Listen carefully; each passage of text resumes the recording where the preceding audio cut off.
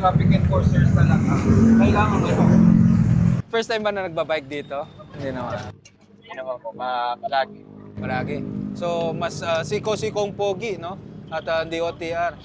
Inayos naman natin to at least para kahit papano ligtas kayo. Alam namin medyo kulang pa, no? May pag-ugnayan tayo sa mga enforcers para ligtas naman kayo.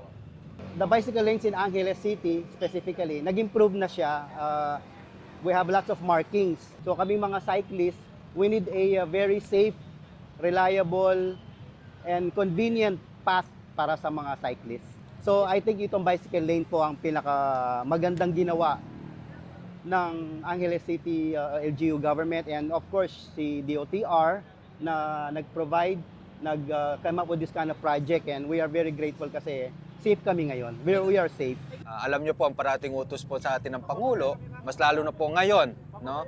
Ay ang DOTR po sana ay bilisan at talagang implement ang ating mga active transport program. At isa dito yung ating bike lane. Ngayon, chinecheck natin, sinisipat natin, mas lalo na yung kaligtasan ng ating mga siklista. So una, LTO, we have to coordinate with LTO na talagang may traffic enforcers.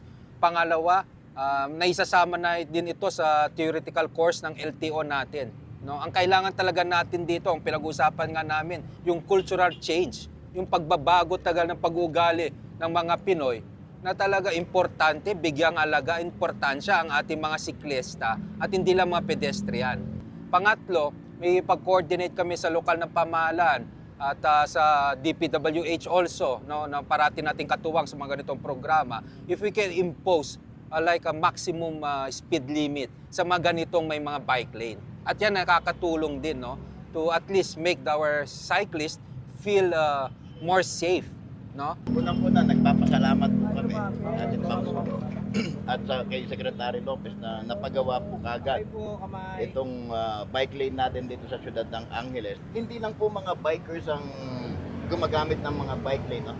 Pati po yung mga ibang nagtatrabaho po na mga sa iba-ibang lugar, nagbibisikleta na po ngayon. Lalong-lalo na po nung biglang tumaas ang gasolina natin, kaya dumami na po yung mga saklistang gumagamit po ng bike lane natin.